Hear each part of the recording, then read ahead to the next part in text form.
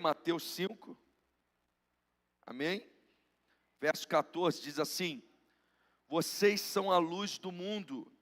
Não se pode esconder uma cidade situada no alto de um monte, nem se acende uma lamparina para colocá-la debaixo de um cesto, mas num lugar adequado, onde ilumina bem todos os que estão na casa. Assim brilhe também a luz de vocês diante dos outros, para que vejam as boas obras que vocês fazem e glorifiquem o Pai de vocês que está nos céus. Amém? Feche os olhos comigo, vamos orar. Senhor, eu agradeço a Ti por Tua palavra, eu agradeço a Ti, Senhor, por aquilo que ministras ao nosso coração, à nossa vida, e eu peço, Senhor, que Tu continues falando, Senhor, conosco de uma forma profunda, poderosa, e nos dando, Senhor, sabedoria e instrução de vida. Assim nós Te pedimos em nome de Jesus. Amém. Eu esqueci de perguntar se lá em cima tem alguém com a gente a primeira vez. Tem alguém, não? Na galeria? Primeira vez com a gente? Não? Amém. Graças a Deus. Vamos lá, Mateus 5, 14 em 16. Então, nós temos um trecho que faz parte do Sermão do Monte, ou do Sermão da Montanha. Essa é uma das pregações mais conhecidas de Jesus, uma pregação bem longa, que vai abordar vários temas. Então, se a gente fosse falar de todo o Sermão do Monte, a gente poderia ficar aqui um ano inteiro e a gente não esgotaria ainda o assunto. E dentro desse sermão está esse texto que nós lemos, esses 3 versículos que nós lemos. E nesses 3 versículos, Jesus nos tem algumas orientações interessantes para a nossa vida como cristãos.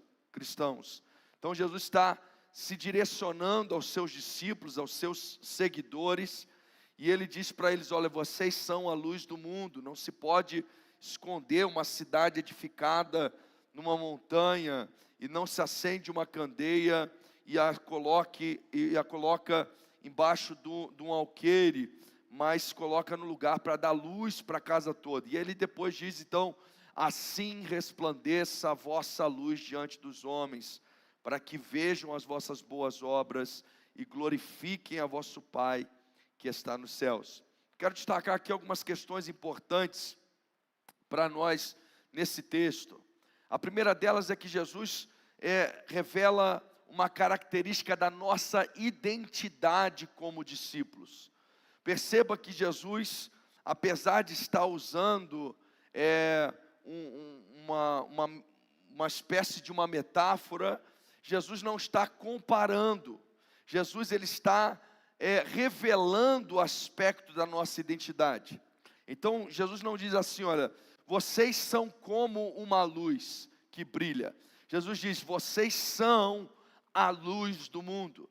Então ele está mostrando e revelando aspectos inerentes da nossa identidade como discípulo, como cristão. E é interessante isso, porque lá em João capítulo 8, versículo 12, Jesus vai dizer a respeito de si mesmo, e ele vai dizer o seguinte: eu sou a luz do mundo. Então naqueles diversos eu sou de João, que é uma referência clara da divindade de Jesus, Jesus linkando a sua pessoa com o eu sou o que sou lá de Deus, que quando se revela a Moisés, naquele episódio da sarça. Então Jesus claramente declarando a sua divindade, e nós vamos ter 7 eu sous ali no livro no Evangelho de João. Nesse aqui ele diz: olha, eu sou a luz do mundo, ou seja, ele revela aspectos de quem ele é, da sua identidade, características da sua vida. E quando ele fala de luz, ele fala daquele que traz luz em meio às trevas, daquele que quando chega, as trevas são dissipadas, as trevas vão embora, as trevas têm que sumir, daquele que traz clareza, daquele que traz consciência a todas as coisas. Ele é a luz do mundo. E aqui nesse texto, ele então, quando nos chama para si, nós que agora somos os seus discípulos, nós somos pequenos cristos, nós somos réplicas de Jesus. Jesus vai transferir para nós essa identidade. E ele vai dizer o seguinte: olha, vocês são a luz do mundo. Então esse texto fala de um aspecto claro da nossa identidade como discípulo, como cristão. Nós somos chamados para ser luz, nós somos chamados para resplandecer a presença de Deus, a graça de Deus, aonde nós estivermos. E ao olharmos e pensarmos, meditarmos um pouco nesse aspecto da identidade, nós percebemos que nós somos chamados, como discípulos, para sermos agentes ativos do Evangelho, da presença de Deus, da graça de Deus. A luz, queridos, ela não é passiva, ela é ativa. O que isso quer dizer? Quando a luz chega no ambiente, as trevas não ganham da luz. Quando a luz chega no ambiente, as trevas, elas são dissipadas. As trevas vão embora. As trevas, elas somem. Então, se de repente nós apagássemos todas as luzes aqui, e esse ambiente estivesse em completa escuridão, poderia ser a mínima luz que fosse, qualquer luz que nós acendêssemos, ela ia tomar o seu espaço, ela ia começar a dissipar as trevas e revelar a sua presença naquele lugar e naquele ambiente. Então você pode talvez riscar um pequeno fósforo, acender uma pequena vela, uma pequena lanterna em um ambiente escuro. Se você acender aquela lanterna, as trevas vão recuar, e aquela luz, aonde ela estiver, aonde os seus raios alcançarem, ela vai começar a tomar espaço, ela vai começar a assumir a presença daquele lugar. Ela é um agente ativo, e ela começa a transformar aquilo que são trevas em um ambiente de luz, em um ambiente de graça, um ambiente de bênção, em um ambiente da revelação da presença e da graça de Deus. Então, a luz, ela não é algo que é vencido pelas trevas. Não tem como a gente acender a luz aqui nesse ambiente e dizer o seguinte: vamos agora acender trevas neste lugar. Não, porque as trevas, na verdade, elas não podem nem ser mesmo medida. A escuridão não pode ser medida. A escuridão, ela é definida pela ausência da luz, e não pela presença dela em si. Então, aonde estiver luz, aonde houver luz, não há escuridão. A luz, ela é mensurável, a luz a gente tem como medir. Isso eu estou falando até fisicamente falando, no estudo físico, vamos dizer assim. Mas as trevas, elas não são medidas, as trevas, elas são classificadas pela ausência da luz. Então, pode estar uma noite escura, mas se o sol aparece, as trevas vão embora, e os raios de sol começam a invadir qualquer fresta da cortina, da janela. A luz, ela vai entrando, ela vai sendo percebida, ela vai sendo notada, e as trevas vão tendo que ir embora. Então perceba que Jesus disse que nós somos a luz do mundo. Nós somos a luz do mundo. O que Jesus está revelando nesse aspecto da nossa identidade, mostrando que nós não temos uma presença passiva no mundo. Nós não podemos ter uma presença tímida no mundo, envergonhada, amedrontada, escondida, mas a nossa presença no mundo, ela precisa ser notada. Ou se nós de fato somos cristãos, se nós de fato somos discípulos, se nós de fato somos luz, quer queiramos ou não, a nossa presença será percebida, a nossa presença será notada. E nós precisamos entender isso, queridos, porque às vezes nós nos posicionamos de uma forma muito covarde como cristãos. Nós nos posicionamos de forma muito tímida, nós nos amedrontamos diante das trevas. Mas se tem alguém que é dissipado diante da presença do outro, não é a luz diante das trevas, mas é as trevas diante da presença da luz. Quem tem que temer é as trevas, quem tem que temer a presença da luz é o inferno, é o diabo, são seus demônios, são seus anjos caídos, as coisas negativas, ruins, a corrupção, a maldade, a injustiça, são eles que precisam ter medo da presença da luz no ambiente, porque aonde a luz está, as trevas têm que ir embora, as trevas não têm espaço, não tem lugar, não tem ambiente, porque a luz resplandece naquele lugar.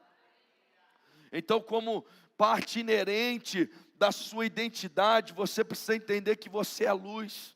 Aonde você chegar, na empresa que você for trabalhar, na sua casa, no seu bairro, na sua vizinhança, no lugar que você faz compra, onde você vive, onde você convive, por mais terrível que possa ser aquele ambiente inicialmente, agora com a presença da luz ali, você que carrega a presença de Deus, você que carrega o favor de Deus, a graça de Deus, a unção de Deus, quando você chega naquele ambiente, aquele ambiente vai começar a ser transformado, aquele ambiente vai começar a ser mudado. As pessoas podem até te perseguir inicialmente, te maltratar, porque elas ficam incomodadas com a presença da luz, mas não é você que vai se esconder, não é você que vai fugir, não é você que vai se amedrontar, mas é as trevas que irão recuar. A Bíblia diz que as portas do inferno, elas não prevalecerão contra a igreja do Senhor. A igreja vai continuar avançando e as portas do inferno vão cair, elas vão se abrir, elas vão ser derrubadas e a igreja vai ganhar território, a igreja vai ganhar espaço, porque há uma unção na igreja do Senhor. Nós, como discípulos de Cristo, a Bíblia está dizendo que nós somos a luz do mundo, nós iluminamos aonde nós passamos. E nos versículos anteriores, Jesus também usa o sal para comparar, para revelar um aspecto da nossa identidade. Ele diz que nós somos o sal da terra. E tanto na questão do sal quanto da luz, fica nítido, fica claro de que a presença do cristão não é uma presença que passa desapercebida. Se você coloca sal numa comida, esse sal tempera aquela comida, ele gera um impacto naquela comida, ele faz aquilo para o qual foi designado. De igual forma, se você acende uma luz, ela não passa desapercebida, ela ilumina o ambiente, ela dissipa as trevas daquele ambiente. Nós, como igreja do Senhor, somos chamados para ter uma presença que traz bênção, uma presença que traz graça, uma presença que traz unção, uma presença que altera o ambiente que nós estamos inseridos e faz com que a vontade de Deus, a ação de Deus aconteça na vida e no coração das pessoas. E ele prossegue dizendo, e ele vai usar de duas comparações, duas metáforas, para explicar esses aspectos inerentes à nossa vida como luz. Ele diz o seguinte, que não tem como esconder uma cidade edificada no alto do monte. A lição para nós aqui, que ele está dizendo o seguinte, ele está dizendo, olha, vocês são luz, vocês são a luz do mundo, vocês não podem se esconder. Vocês não podem se ocultar, vocês não podem se omitir. Há duas formas como nós às vezes pecamos. Nós pecamos às vezes porque fazemos o que não devemos fazer, mas nós pecamos também por causa da omissão. A omissão é quando nós não fazemos o que a gente deveria fazer. A omissão é quando nós não nos posicionamos, quando nós nos omitimos. E a omissão, queridos, ela dá consentimento. Então, ainda que você esteja num ambiente, você pense, não fui eu não falei nada, eu não me meti e tal, mas se você se omitiu, você assinou aí embaixo daquilo que estava sendo feito. Você deu consentimento para aquela situação que estava acontecendo. Então, nós estamos aqui entendendo por esse texto. O texto está dizendo o seguinte: vocês não podem se esconder. A luz não é feita para ficar escondida. A luz não é feita para ficar colocado embaixo das coisas. A luz não é feita para ficar enterrada. Mas a luz, ela é colocada em posições altas. Ela é colocada no topo para que ela possa iluminar todas as coisas. E aí ele usa aqui a ilustração de uma cidade. Ele diz assim: olha, não se pode esconder uma cidade que está edificada sobre uma montanha. Eu não sei se você já teve a experiência de viajar de noite. E viajar de noite e estar naquela escuridão, aquele breu, só o farol do carro. Mas aí de repente você avista de longe umas luzes. E pode estar muito longe ainda, mas você já identifica o quê? Que lá tem uma cidade. E aí você vai se aproximando e aquilo vai ficando mais evidente, mais forte. E ainda mais se essa cidade estiver numa montanha, num monte, numa altura, ela é identificada ainda que longe, ainda que distantemente, ela é vista, ela é visível, e ele usa essa comparação. Jesus diz: olha, não se pode esconder uma cidade situada sobre um monte, não tem como. E meus irmãos, isso quer dizer que se nós que estamos edificando a nossa vida na rocha que é Cristo Jesus, nós que somos a luz do mundo, nós não podemos nos ocultar, nós não podemos nos esconder, mas nós somos visíveis para as pessoas. Você sabia que você possivelmente é a primeira Bíblia que as pessoas vão ler? Às vezes as pessoas não tiveram contato com a fé, não tiveram contato com a Bíblia, mas elas sabem que você é um cristão e você é a primeira pessoa que elas vão observar. São as suas ações, são as suas atitudes que vão dizer para essa pessoa o que a Bíblia diz. Ou vai confundir essa pessoa, porque ela vai pensar: mas que negócio, que crente doido é esse, né? Que coisa estranha é essa? Que show da Xuxa é esse, né? Vai pensar, né? Vai ficar abismado: o que está acontecendo? Que crente, né? Como é que vive uma vida desse jeito? Não é possível que isso é ser crente. Mas nós somos a primeira Bíblia, queridos, que as pessoas vão ler. Nós somos as primeiras pessoas que as pessoas vão identificar. E é o nosso testemunho que pode fazer com que elas se interessem, com que elas desejem, com que elas trilhem esse caminho ou não. Então nós precisamos tomar cuidado, porque quer você queira ou quer não, você é uma referência para as pessoas. Você é a luz do mundo, você é uma cidade edificada sobre um monte. Aí nós às vezes queremos sempre fugir pela tangente, e nós falamos assim: não olha para mim não, não olha para o homem não, porque eu sou falho, olha para Jesus. Isso está certo, queridos, no aspecto último da fé. Os nossos olhos precisam estar em Cristo, Ele é o autor e o consumador da nossa fé. Mas a Bíblia também nos ensina, por meio do apóstolo Paulo, que ele diz o seguinte: sede os meus imitadores como eu sou de Cristo. Nos ensina que nós como cristãos, nós como luz do mundo, nós precisamos ser referência para as pessoas. Pastor, o senhor está dizendo que a gente tem que ser perfeito? Não. Mas eu estou dizendo que você tem que ser um cristão e viver de acordo com os princípios bíblicos. Isso quer dizer que ainda que você erre, você vai mostrar para as pessoas o que se faz quando erra. Que um cristão ele pede perdão, que o cristão reconhece o seu erro, que um cristão retrata o seu erro. Então, o cristianismo, ser luz, não significa ser perfeito, mas significa viver de acordo com o padrão e os ensinos das Escrituras. Porque aí, ainda que a gente fale, ainda que a gente erre, as nossas ações revelarão que nós somos discípulos de Jesus e que nós somos a luz do mundo, a luz que resplandece. E às vezes são essas situações que inclusive vão impactar as pessoas. De repente você devolver algo, de repente você pedir perdão, de repente você pedir desculpa, aquela pessoa vai ficar impactada e vai dizer: ninguém faz isso, não é comum as pessoas fazerem isso. Mas elas vão reconhecer que em você há um brilho diferente.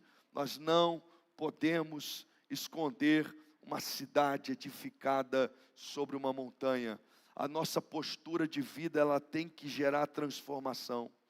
Então não interessa se o ambiente que você está de trabalho é um ambiente de trevas. Você chegou ali, as trevas que vão começar a ter que mudar, elas que vão começar a ter que ir embora.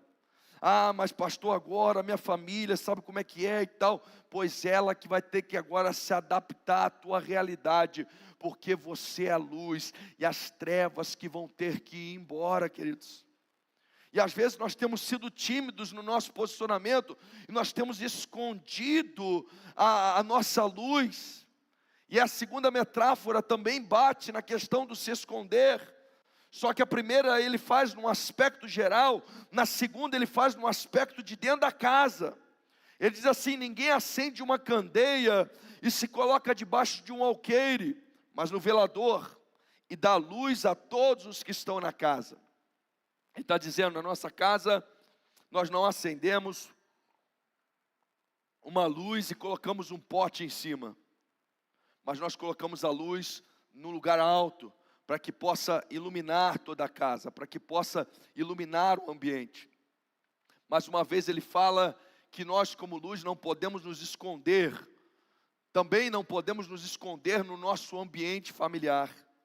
Meus irmãos, a sua casa é onde você é gente, na sua casa é onde você é conhecido nos seus defeitos, nas suas falhas, nas suas habilidades, qualidades. A tua casa é onde você é quem você realmente é, e ali você também precisa ser a luz de Deus na sua vida. Conta-se uma história que um pastor pregando lindamente no culto, e de repente as pessoas começaram a entrar na igreja com móveis, e trazer sofá. O pastor não estava entendendo o que estava acontecendo, deu sinal lá para o diácono, e tipo de não deixa, impede os caras de botar essas coisas aqui dentro. E o diácono meio que fazia assim, não tem como e tal, e o pastor sem entender. Quando o pastor deu conta, era a esposa dele que tinha mandado trazer aquela mudança toda, e ela gritou assim: eu quero morar aqui, porque o meu marido aqui é outra pessoa. Aqui ele é simpático, aqui ele é crente, aqui ele trata todo mundo bem, mas lá em casa, meu Deus do céu, né? Meus irmãos, nós precisamos ser luz também na nossa casa, no nosso lar. Nós precisamos resplandecer na vida do nosso cônjuge, nós precisamos resplandecer na vida dos nossos filhos, na vida dos nossos pais, dos nossos irmãos. Nós precisamos resplandecer a luz de Cristo.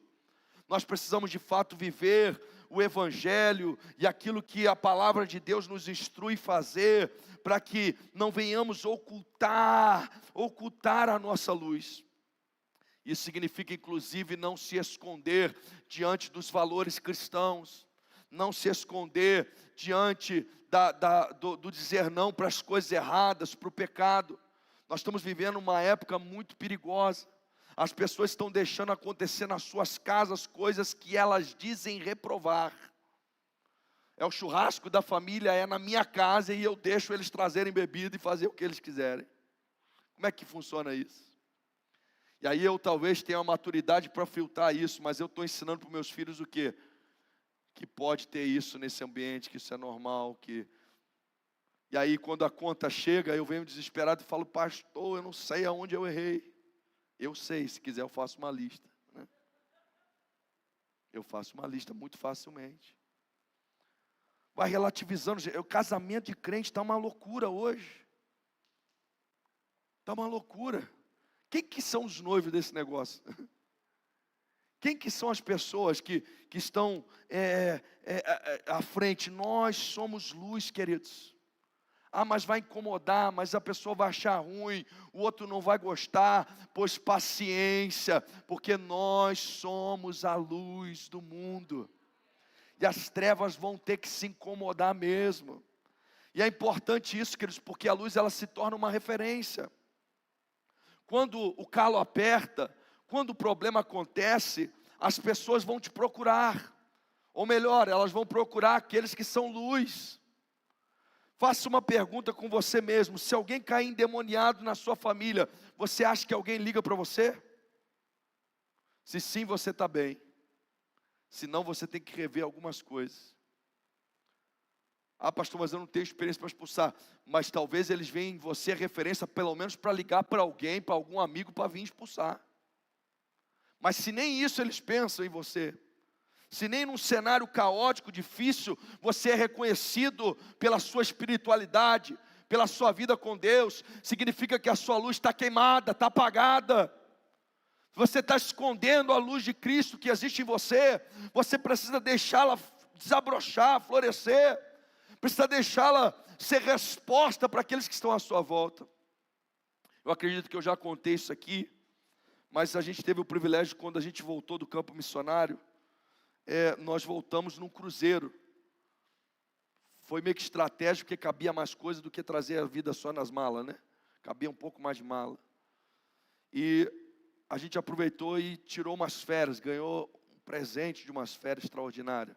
O cruzeiro você é tratado igual rei, uma coisa, dá para acostumar fácil, vamos dizer assim. O duro é voltar à realidade, né?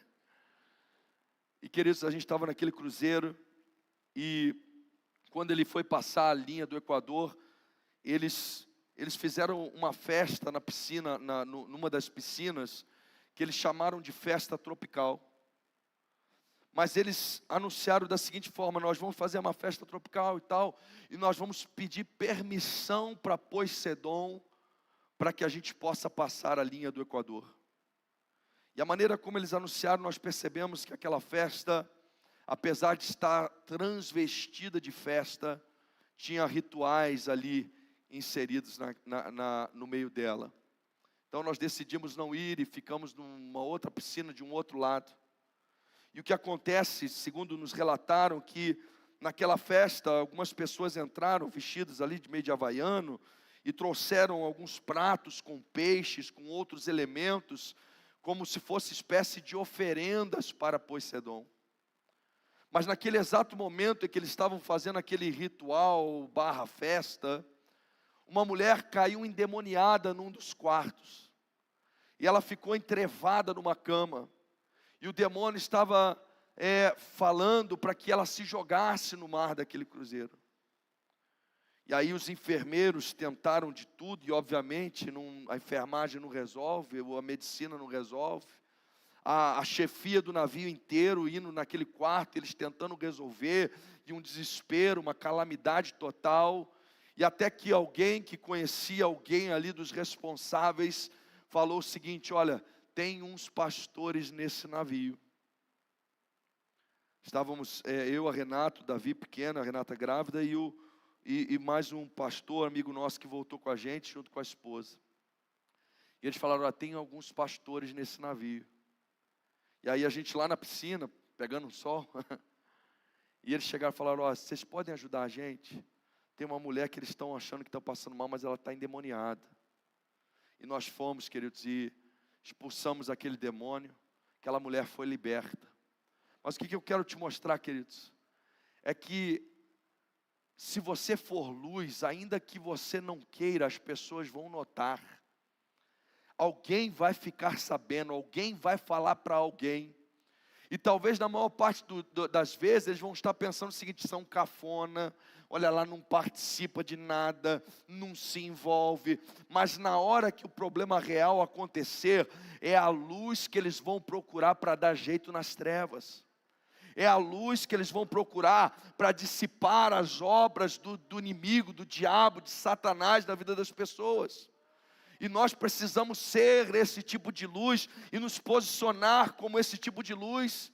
Senão, presta atenção, você não vai salvar a sua família pela sua simpatia. Você não salva a sua família pelas suas conveniências, por ceder, por abrir mão de valores, de princípios. O que salva o coração, a vida de uma pessoa, é uma ação poderosa do Espírito Santo de Deus. É Ele quem convence o homem do pecado, do juízo, da justiça. Eu não estou falando que você tem que ser grosso, que você tem que ser estúpido, nada disso, porque seria contrário de ser luz. O que eu estou falando é que você tem que ser luz. O teu procedimento tem que ser um procedimento de luz. Você tem que dar testemunho com a sua vida. Você tem que viver de uma forma plena o Evangelho, desfrutar da vida na presença de Deus, porque isso fará com que a luz brilhe na vida das pessoas e elas reconheçam. Aquela mulher foi liberta daquele espírito maligno. Nós demos um CD evangélico para a coordenadora do evento do navio. E nós temos 2 etapas nesse cruzeiro. Até aquela linha do Equador, a gente ficou, e eu decorei, desculpa, perdão, tá, irmãos? A gente ficou no agora fiquei doce, né? Mas do Equador para cá, todo o café, todo o almoço, toda a janta, a música de fundo, era uma música de louvor, de adoração a Deus. Era a música glorificando o nome do Senhor. Presta atenção. A luz dissipou as trevas do cruzeiro inteiro, meus irmãos. Vale a pena brilhar a luz nos ambientes que nós estamos. Vale a pena. Vale a pena. E quando estamos falando de ser luz, presta atenção que aqui ele coloca o ambiente de casa e o ambiente de fora de casa. E ele diz que nós não podemos nos ocultar. E aqui eu preciso partilhar com vocês e corrigir talvez nos nossos conceitos de espiritualidade. Ser luz ou demonstrar uma espiritualidade não é pelo tanto que você ora ou pelo tanto que você conhece a Bíblia, mas é pelo tanto que a oração transforma a sua vida. É pelo tanto que você pratica da palavra que você aprende. É pelo tanto que você vive de fato o Evangelho. Então às vezes as pessoas confundem. E elas, numa pseudo-espiritualidade, até oram muito, buscam muito a Deus, mas são negligentes na sua família, na sua casa, são mal-humoradas, tratam os outros de qualquer maneira. C.S. Lewis tem uma frase que eu gosto muito, que ele diz assim, olha, a alegria é coisa séria no céu. Se você acorda chupando limão, vai dormir chupando limão, gente. Você não é crente não, você tem que se converter. Pessoal, não há espiritualidade em ser mal-humorado, em ser cara fechada, em chegar num ambiente e você ser uma pessoa que ninguém quer estar perto, ninguém quer sentar à mesa. Meus irmãos, isso não é espiritualidade. Espiritualidade é nós vivermos a vida, gente. É nós nos alegrarmos com a vida, é nós desfrutarmos de uma boa refeição, desfrutarmos daquilo que o Senhor tem nos dado, tem nos abençoado. Tudo isso faz parte, tudo isso é ser espiritual. Mas é fazer isso de forma que Deus seja glorificado na nossa vida. A Bíblia diz o seguinte, tudo que você fizer, faça como para o Senhor. Então a espiritualidade ela é demonstrada não é só quando a gente ora, não é só quando a gente lê a Bíblia. A gente ora e lê a Bíblia para que a gente consiga demonstrar a espiritualidade de fato. A espiritualidade é demonstrada na forma como você é no seu trabalho. Se você chega atrasado, não chega e rouba a hora do seu patrão. Se você rouba as canetas do trabalho para levar para casa. Isso é espiritualidade, quer dizer, se você é honesto ou não. Se você é correto ou não. Se você é certo ou não. Se você trata as pessoas com educação. Se você trata as pessoas com respeito. Se você honra os seus pais. Tão velhinho, estão dando trabalho, mas você honra, você cuida. A espiritualidade é demonstrada no dia a dia. É a maneira como você é um esposo ou a esposa. É a maneira como você trata a sua esposa. É a maneira como você trata o seu esposo. É a maneira como você cria os seus filhos. É a maneira como você se relaciona. É a maneira como você faz negócio. Se você paga o que você deve. Se você não paga. Se você não compra o que não tem dinheiro para pagar, né? A espiritualidade está nessas coisas tudo. Isso é ser uma pessoa espiritual. Isso é ser luz, queridos. Isso é ser luz. As pessoas, elas vão te ver como luz. Não é pela quantidade que você orou, vamos dizer assim. E eu não sou contra oração, vocês sabem disso. Mas elas vão ver que você é luz se você tem sido transformado dia após dia pelo Senhor Deus. Se você tem crescido na presença de Deus, se você tem avançado na obra do Senhor, na sua vida e através da sua vida. Ele encerra esses 3 versículos, nos revelando a razão pelo qual nós temos que brilhar. E aqui está uma chave importante para nós. Ele diz assim, olha: assim resplandeça a vossa luz diante dos homens, para que eles vejam as vossas boas obras e glorifiquem a vosso Pai que está nos céus. Esse versículo revela a finalidade do porquê a gente é luz. Por que a gente tem que ser luz? Não é para que a gente receba a glória. Não é para que eu seja o farolzinho mais bonito do pedaço. Não é para que eu seja uma lanterna brilhante. Eu sou luz, eu tenho que ser luz. Não é para que eu seja destacado entre as luzes, para que o brilho me traga elogios e vanglória. Mas eu sou luz para a glória de Deus. Eu tenho que ser luz para a glória de Deus. E aqui isso revela a finalidade, mas revela também o porquê que algumas pessoas não conseguem ser luz. Porque às vezes elas querem ser luz para que elas sejam reconhecidas. Eu quero que as pessoas me considerem bom naquilo. Elas querem ser luz movidas pelo seu egoísmo, egocentrismo, vaidade. Mas nós temos que ser luz, queridos, não é por nós mesmos. Nós temos que ser luz para Ele, por Ele. Nós temos que ser luz para que o nome do Senhor seja glorificado através da nossa vida. E aí fica mais fácil, porque aí, agora eu sou um bom funcionário, eu trabalho bem, não é porque eu quero ser promovido, ou simplesmente porque eu quero ser o funcionário do mês, mas eu sou um bom funcionário, independente se o meu patrão é bom ou não, independente se as pessoas à minha volta são bom ou não, independente se o sistema é justo ou injusto, eu sou bom funcionário, porque eu faço para Ele, é para a glória dEle, é para louvor dEle, é para exaltar o nome dEle. Então, independente de onde eu estiver, eu farei com excelência, eu farei o melhor. A excelência, o belo, a beleza, ela revela a glória de Deus, ela expressa a glória de Deus. Se você já foi num ambiente bonito, se você olha para a natureza, se você olha para o céu estrelado, para as nuvens, para o pôr do sol, quando você vê a beleza, você glorifica a Deus. Isso traz glória para o nome do Senhor. Você fica encantado em como Deus é maravilhoso, extraordinário, quando nós fazemos as coisas bonitas, queridos. Quando nós fazemos as coisas belas. A verdadeira arte não é essas artes malucas que está hoje em dia, mas a verdadeira arte, queridos, ela expressa a glória para Deus. A glória para Deus. As pessoas veem, pode até ser um café que você serviu, e pode ser lá naqueles copinhos de requeijão, que é o que você tem, mas a excelência como você arrumou aquela mesa, revela a glória de Deus. A pessoa que sentou à mesa, ela sai dali com alegria, com gozo, ela sentiu a excelência do que você fez, e aquilo revela a glória de Deus através da sua vida.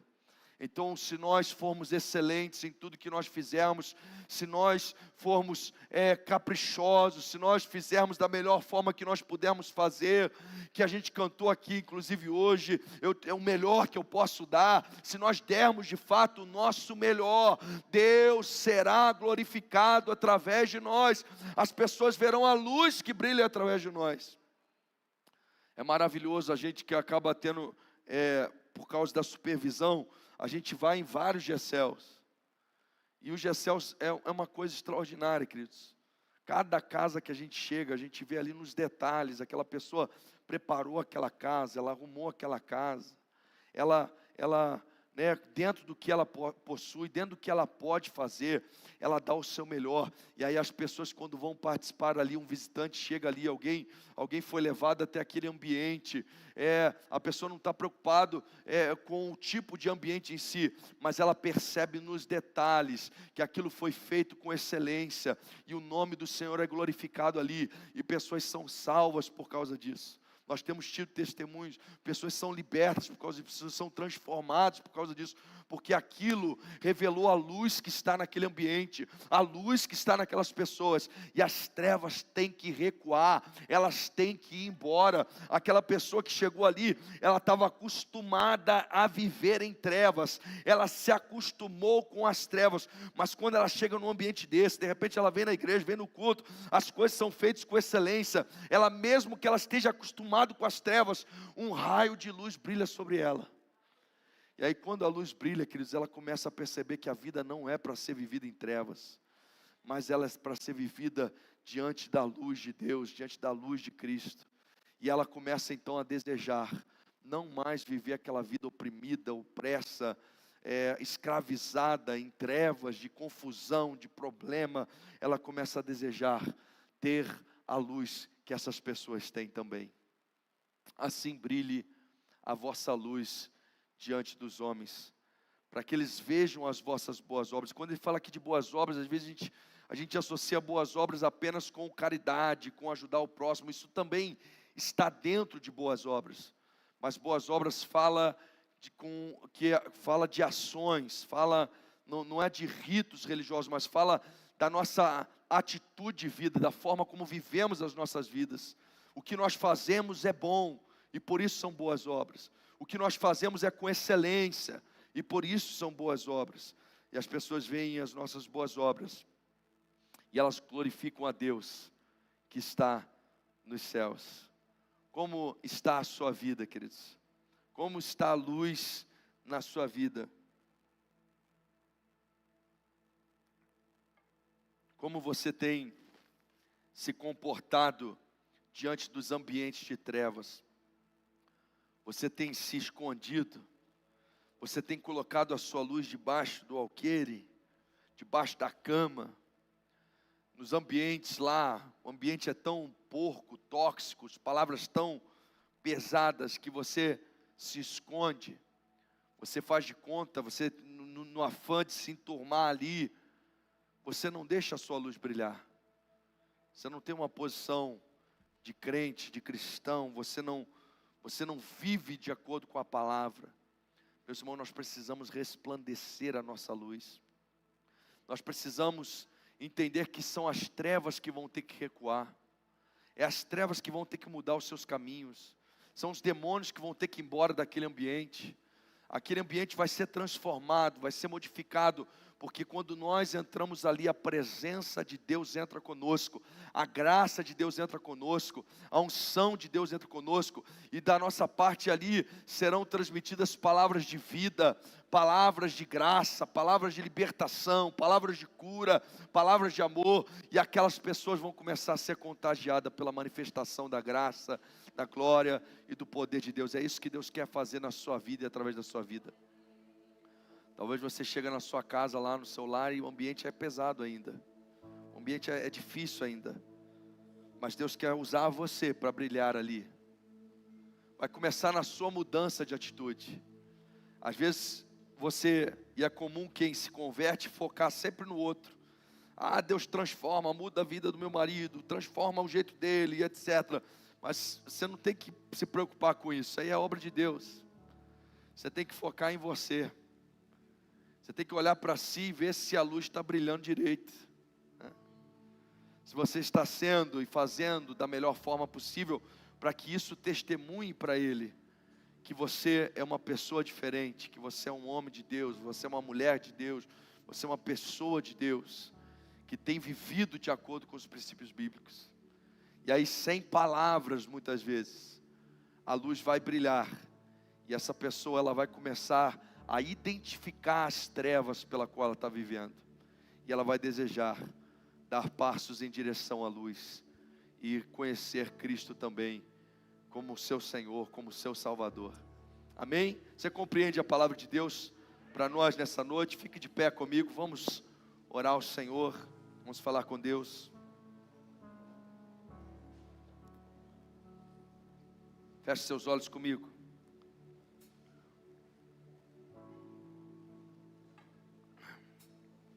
Espírito Santo, nós estamos aqui, Senhor, diante da Tua presença. E foi o próprio Cristo que declarou sobre nós que nós somos a luz do mundo. Não é uma escolha só que a gente fez, mas foi uma palavra liberada sobre as nossas vidas. E nós sabemos que a Tua palavra, ó Deus, ela não cai por terra.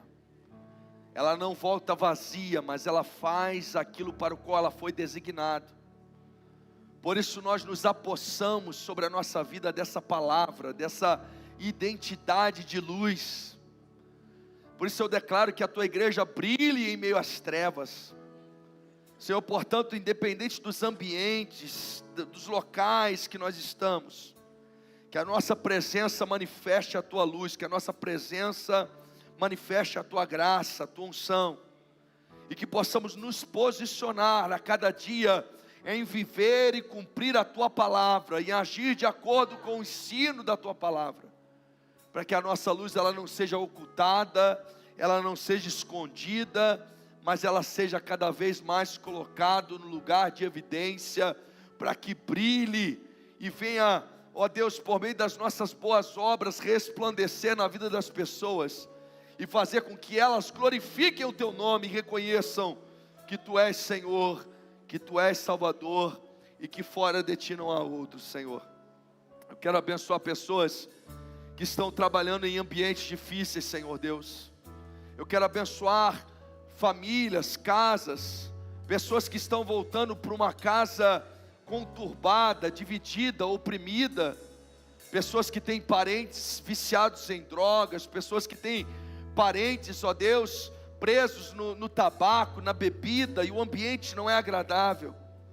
Senhor, eu quero abençoar pessoas que, Senhor, entram em ambientes hostis, ambientes, Senhor, de briga, de peleja, de falta de educação, de palavras torpes, ó Pai, para que nesse ambiente eles possam brilhar, eles possam resplandecer.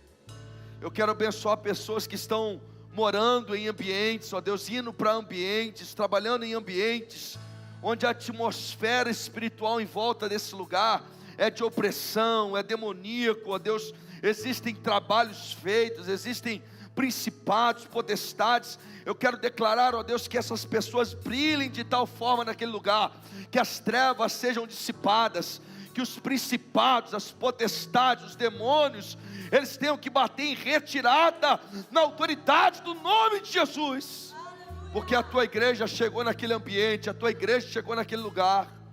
Senhor, eu quero declarar transformação de pessoas, salvação de vidas, libertação, e a coragem, para que a Tua igreja como luz possa brilhar no meio das trevas, para que a Tua igreja como luz possa resplandecer, Senhor, e assim declarar a Tua bênção, a Tua vontade.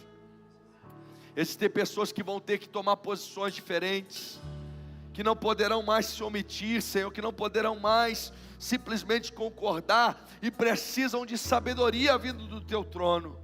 Dê a eles essa sabedoria, dê a eles essa graça, e que assim, ó Deus, a Tua bênção tome conta completamente desse ambiente, no nome de Jesus. Amém, amém, aleluia.